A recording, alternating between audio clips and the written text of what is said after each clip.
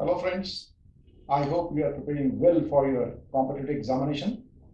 आज हम रिवीजन के कुछ एस्पेक्ट्स के बारे में बात करेंगे। एक इफेक्टिव और एफिशिएंट रिवीजन वर्क बहुत इंपॉर्टेंट हो जाता है। It plays a very crucial role जब हम उन एग्जामिनेशन की बात करते हैं जहाँ पे सिलेबस बहुत वास्ट है, जहाँ पे सिलेबस बहुत बड़ा है।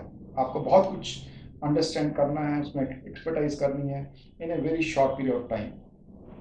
इसके अंदर चाहे हम बात करें नीट एग्जामिनेशन की बात करें, चाहे आईआईटी जेईई आईआईटी एडवांस की बात करें, इवन एट टाइम्स अगर आपको सीबीएसई कुछ बच्चों को मुश्किल लगता है तो these tips they can be use for the CBSE board examination also. पहली जो चीज़ का ख्याल रखना है, सबसे पहले इंपॉर्टेंट, स्पेशली जब आप आईआईटी जेईई या नीट के बारे में जब बात करते हैं और इन एग्जामिनेशन के लिए एस्पायर करते हैं, तो the first thing you have to take care of is a very good understanding the concepts. Revision एक अलग चीज़ है, अंडरस्टैंडिंग द कंसेप्ट्स एक अलग चीज़ है। सबसे पहले आप जो भी कंसेप्ट्स को अभी करेंटली पढ़ रहे हैं, आप उसके ऊपर फोकस कीजिए।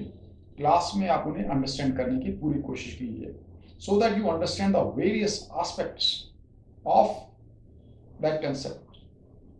Once that concepts they are clear, understanding is clear. So at times what happens is, as we progress further, जैसे जैसे हमारा कोर्स आगे चलता है, हम और टॉपिक्स करते हैं, एक के बाद में दूसरा, दूसरे के बाद तीसरा, तीसरे के बाद में so on, let's say 10-15 topic हो चुके होते हैं। And the same thing goes for the chemistry and other subjects also. For every subject you have now a big work to be done. सो उस केस में most of time that is I have seen with the students कि उन्हें current का topic तो पता होता है, उनसे अगर पूछोगे इसमें क्वेश्चन है तो वो कर देते हैं। लेकिन जैसे जैसे वो टॉपिक जो कि बहुत पहले हुए थे उनके बारे में पूछो तो दे आर ब्लैंक। सो अगर उनसे कहा जाए कि हाँ उस टॉपिक में जो आपने पहले टॉपिक किया था उसमें टेस्ट है, तो वो कहते हैं हाँ हमें रिविजन के लिए टाइम चाहिए। और रिविजन के लिए टाइम उन्हें उतना ही चाहिए होता है जब उन्होंने ऑलमोस्ट पहली बार किया होता है। So this is not revising, this is redoing the things. Not a very efficient way, not a very effective way.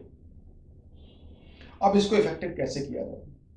जब आप कॉम्पिटिटिव एग्जामिनेशन की तैयारी कर रहे हैं, नीट, आईआईटी, जेईई एटसेट्रा, तो इसमें आपका रिवीजन एक बहुत ही क्रूशियल रोल प्ले करता है। अब आप इसे एफिशिएंट भी करना चाहते हैं, इफेक्टिव भी करना चाहते हैं। सबसे इंपॉर्टेंस दीजिए वो है understanding the concepts. That's the first thing, first most important thing. जब आप कंसेप्ट्स क्लियर हो गए, then when you come back home, then what you can do is you revise the things. One of the things is कि आपने revision में क्या किया, notes लिखे हैं और उन्हीं को बार बार you are flipping over the pages और आप कहते हैं हाँ मेरे को रिवाइज हो गया। But if you close the book and then you start thinking क्या किया था, so most student they simply go blank. जब हमारे सामने बुक खुली होती है तो हमें याद होता है कि हाँ ये किया था, ये किया था, ये किया था। लेकिन एक अच्छी रिवीजन वो है कि जब हमने बुक बंद कर दी है तब भी हम ऑलमोस्ट उस लेक्चर को, उसके सारे टॉपिक्स को, उसके कंसेप्ट्स को जो हमने सीखा है उसे पैराफ्रेज कर सकें, उसे ऑलमोस्ट रिप्रोड्यूस कर सकें और इंपॉर्टेंट पॉइंट्स हमें पता हो कि ये कंसेप्ट है, इसमें ये इंपॉर्टेंट पॉइंट्स थे। सो उसके लिए first thing what you can do is that is rehearse taking a lecture. जो आपने लेक्चर लिया है, क्लास में लिया है, टीचर ने जो पढ़ाया है, आप उसे घर आके आप उसे बोलिए। You can speak it out. अगर आप मन में सोचना चाहते हैं, मन में सोच सकते हैं। That is this is a very good exercise. Let's say before going to bed you can always let's say revise the things कि आज मैंने क्या क्या किया था, क्या क्या मेन पॉइंट्स थे, सोच सकते हैं, मन में सोच सकते हैं। लेकिन एक जो चीज़ है वो कर सकते हैं, आप जो भी मेन पॉइंट्स जो आपने सीखे हैं आज, जो लर्न किए हैं, उनको you take a lecture on that. आप अपने आप को पढ़ा सकते हैं, अदरवाइज एक रूम में बैठ के you can select few objects, even the toys of your younger brother or sister, or even few pillows, you can take them as your students and you can teach them the concepts what you have learned. जब आप इसको करते हैं, when you take a lecture, when you teach, तो आपको बहुत सारी चीजें, अपनी खामियां पता लगती हैं, अपनी कमियां पता लगती हैं कि कहाँ कहाँ पे आपको कंफ्यूजन है। शुरू में obviously you may feel very awkward let's say taking such lectures, लेकिन बाद में आपको लगेगा इसकी efficiency and effectiveness is so good that is once you take a lecture then the things get embedded in your mind, they become much easier. तो बार बार revise करने के कंसेप्ट को और बार बार भूलने का, उससे आपको बहुत ज़्यादा आप आगे निकल जाते हैं। So the first important thing is take lecture. of the concepts what you have learned in the day in the coaching institute or whatsoever you have learned. Try to teach them. That is, take lecture on the topics what you have learned. Second important thing is what you can do is, जो कुछ भी आपने आज सीखा है उसे आप notebook में उन पॉइंट्स को लिखिए और बोल बोल कर लिखिए। जब आप बोल बोल कर सब पॉइंट्स को लिखते हैं, इंपॉर्टेंट पॉइंट्स को लिखते हैं कि ये आज मैंने ये इंपॉर्टेंट पॉइंट्स सीखे हैं, ये क्वेश्चन थे जो ट्रिकी क्वेश्चंस थे जिसमें मैंने इनसे कुछ लर्निंग की है एग्जामिनेशन पॉइंट ऑफ व्यू से। जब आप ऐसे करते हैं तो उससे one is your hearing is active. ये हमारी जो सेंसेस हैं, सारी सेंसेस हैं, so sense of listening, hearing, that is also working. Eye से हम देख रहे हैं कि हम क्या लिख रहे हैं, तो वहां से भी इंफॉर्मेशन जाती है। हाथ से हमने पेन पकड़ा हो, उसको लिख रहे हैं, तो कानेस्थेटिक्स, सो उससे भी इंफॉर्मेशन जाती है। So the same information it is going through our number of senses, तो it has a chances of better retentivity.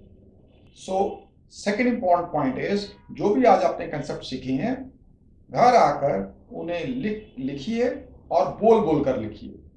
Third is before going to the bed, रात को जब आप सोने जाते हैं आप पूरे दिन का सोचिए आज आपने क्या सीखा है, चाहे वो फिजिक्स है, केमिस्ट्री है, बायो है, मैथ्स है, एक्सेट्रा व्हाटएवर इट इज, कि आज आपकी लर्निंग क्या रही थी। सपोज फिजिक्स में बात करते हैं, वो फिजिक्स में अच्छा वो क्वेश्चन था, फिजिक्स में आज हमने ये कंसेप्ट सीखे थे। सो अगर हम ग्रेविटेशन की बात कर रहे हैं तो हमने कहा था जी डैश का variation, acceleration due to gravity का वेरिएशन किया था हमने। सो उसमें फार्मूला आया था g dash equal g into 1 - 2h upon are.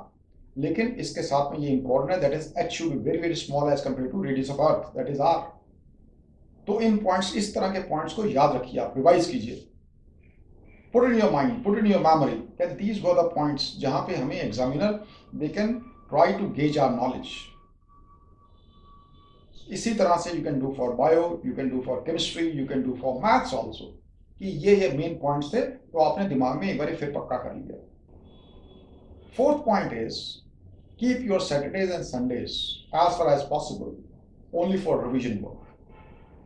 जो भी आपने वीक डेज में जो काम किया है, चीजें सीखी हैं अपने सब्जेक्ट में, तो आप सैटरडे और संडे उसको पूरा रिवाइज करने में लगाइए। Initially you may say that is Saturday Sundays के लिए तो हमारे पास काम है ही नहीं अभी, I don't have much work to do as soon as 10th जब 11th में आते हैं, तो शुरू के let's say for 1 or 2 weeks we don't have much work to be revised on Saturdays and Sundays। लेकिन जैसे जैसे सिलेबस आगे चलता रहता है तो आप देखेंगे आपके पास रिवाइज करने का काम बहुत बढ़ता जा रहा है। It is becoming bulkier and bulkier.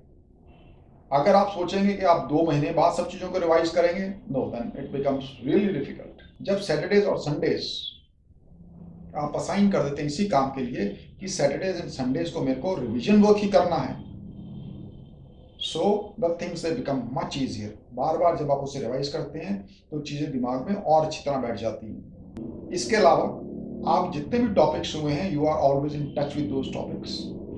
It is not like this कि आप कुछ टॉपिक्स जो पुराने हुए थे उनको बिल्कुल ही भूल गए। So this situation never arises. So you are always in touch with these topics. So when you revise the things at regular interval, Saturday, Sundays, every Saturday, Sunday, you are doing questions on various topics, subtopics. इससे आपका confidence level बहुत बढ़ता है।